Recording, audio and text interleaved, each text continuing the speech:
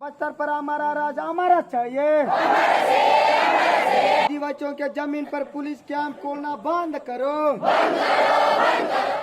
Silger police camp को हटाने के विरोध में आदिवासियों का आंदोलन भले ही खत्म हो गया हो, लेकिन इस आंदोलन की असली लड़ाई अब शुरू होने जा रही है। 2018 के विधानसभा चुनाव में जिस आदिवासी समाज ने भूपेश सरकार का भरपूर साथ दिया, वही समाज अब सरकार से सीधा नाराज चल रहा है।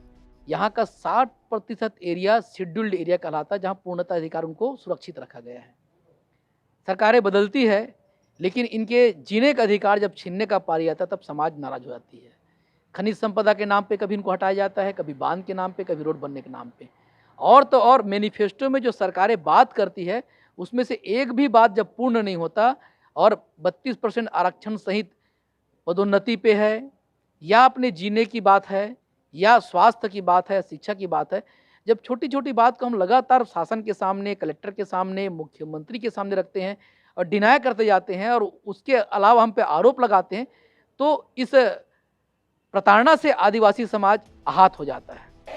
दरअसल सिलगेर की घटना के बाद आदिवासी समाज सरकार से सीधा नाराज बताया जा रहा है। जानकारों की माने तो आदिवासी समाज सरकार से त्वरित कार्रवाई चाहता था, मगर सरकार ने काफी देर कर दी। हमारा समाज अब धीरे धीरे पूरी बात को समझ गया है और बड़ा आंदोलन की तैयारी में है, क्योंकि अभी जैसा आपका सिलगेर प्रकरण हुआ, हम लोगों को कहते हैं आदिवासी नक्सलियों को साथ देते हैं कि रात को आग परेशान करता है, दिन को पुलिस वाले परेशान। हम रहे किसके साथ?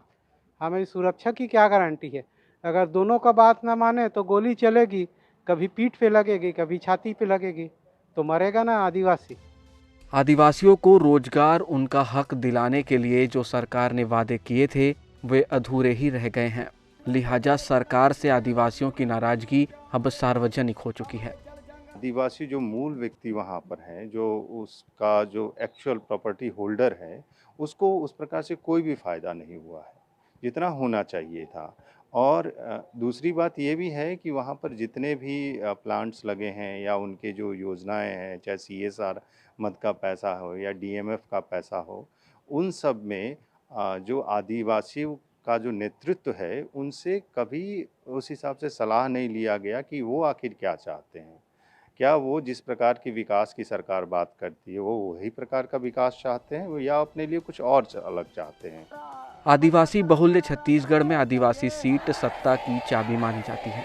छत्तीसगढ़ में 15 साल का वनवास खत्म कर सत्ता में आई कांग्रेस को जिताने में आदिवासियों का बड़ा योगदान रहा।